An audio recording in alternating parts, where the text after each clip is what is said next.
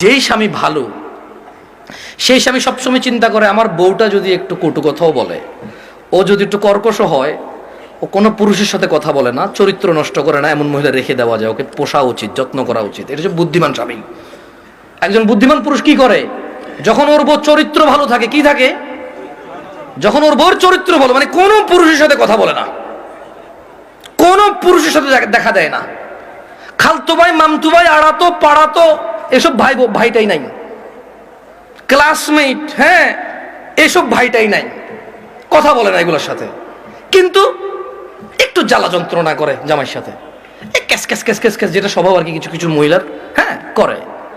এই সারাদিন এই নাই সেই নাই, কমপ্লেন আর কমপ্লেন। কিন্তু ঘরের ভিতরে কোথায় কোথায় একজন বুদ্ধিমান পুরুষ ওই মহিলাকে রেখে দেয়।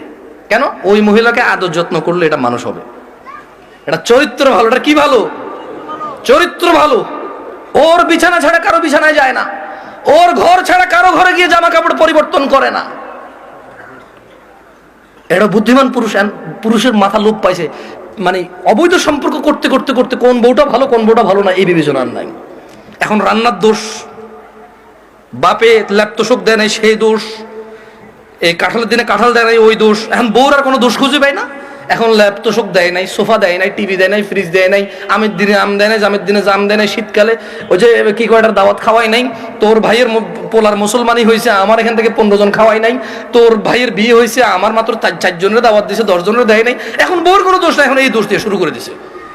জাহেল পুরুষ ভালো মেয়েদেরকে ওইভাবে সংসার নষ্ট করে দিছে। তো আমি মহিলাকে বললাম যে আপনার তালাক হয়েছে বা হয় নাই ফটো দেওয়ার আমার যোগ্যতা নাই। আপনি যদি মনে করেন আপনার স্বামী গোপন করেছে, শেখের সাথে তালাক একবার তালাক দিছে যেটা গোপন করেছে, আপনি ওনার সাথেই কথা বলেন। তো আমি আমার বোনদেরকে বলবো, বোন